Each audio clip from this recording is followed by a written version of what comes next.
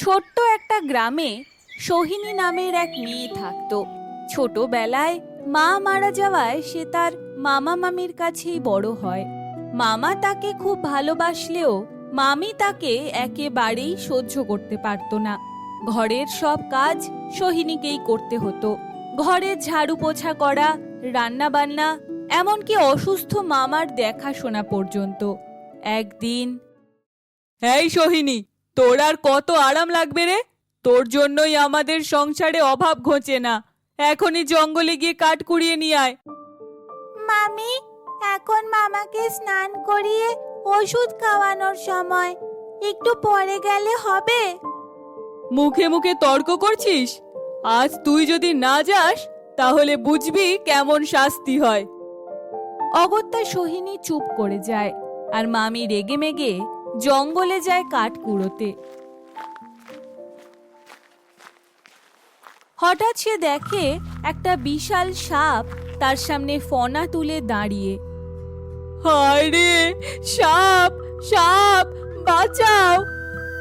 ভয় পেও না, আমাকে যদি তুমি একটি পাত্রী এনে দাও তবে আমি তোমাকে অনেক সোনা দেব। সাপটির এই প্রস্তাব শুনে মামি লোভে পড়ে যায়। ভাবে, সোহিনীকে যদি এই সাপের সাথে বিয়ে দিয়ে দেয় তবে মেয়েটাও বিদেয় হবে আর সে সোনাও পাবে। সে ঘরে ফিরে এসে বলে, তোর জন্য আজ একটা ভালো সম্বন্ধ এনেছি। পাত্র বড় ঘরের ছেলে, বিয়েটা হবে অবশ্য একটু আলাদা জায়গায়, তবে সব খরচ ওরা দেবে বলেছে। কিন্তু এই পাত্র আর কোথায় থাকে? তুমি এত বেশি প্রশ্ন করো না তো, যা হবে সব ভালোই হবে। বিয়ের দিন এলে মামি আর সোহিনী গভীর জঙ্গলে যায়। সেখানে একটা ভাঙা মন্দিরে তারা পৌঁছালে, মামি, এখানে যে কেউ নেই, পাত্র কোথায়? এই সাপটাই তোর বর, এখন যা, মালা পরা। কি, তুমি মজা করছো না তো? আমি তোমাকে কোনো ক্ষতি করব না, তোমার সম্মতি ছাড়া কিছুই হবে না। অগত্যা সোহিনী তার কপালের ভাগ্য মেনে নিয়ে সাপটিকে বিয়ে করে। আর সে তার মামার কাছে ফেরে না, কারণ জানে এই বিয়ের কথা জানলে মামা কষ্টেই মরে যাবেন।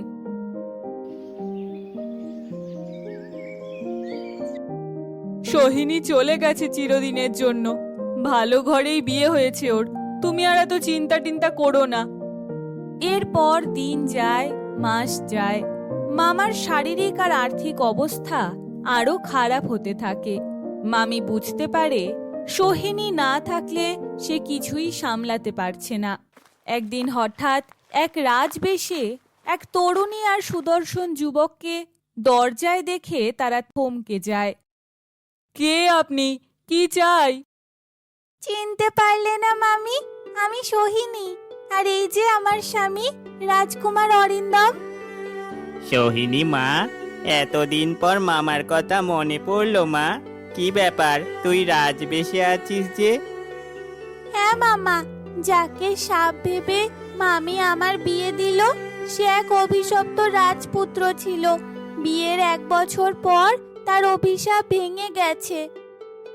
আপনার ভাগ্নি আমার জীবন বাঁচিয়েছে, এখন সে আমার রানী। সোহিনী, আমি ভুল করেছি, ভীষণ ভুল করেছি, আমাকে ক্ষমা করে দে মা। ভুল তো সবাই করে, কিন্তু অনুতাপটাই সবচেয়ে বড় যে মামি। আমার আর কিচ্ছুটি মনে নেই। চলো, তোমাদেরকে এবার আমাদের সাথে রাজপ্রাসাদে নিয়ে যাই। সোহিনী আর রাজপুত্র তাদের মামা মামিকে নিয়ে রাজ্যে ফিরে যায়। রাজ্য খুশিতে ভরে ওঠে।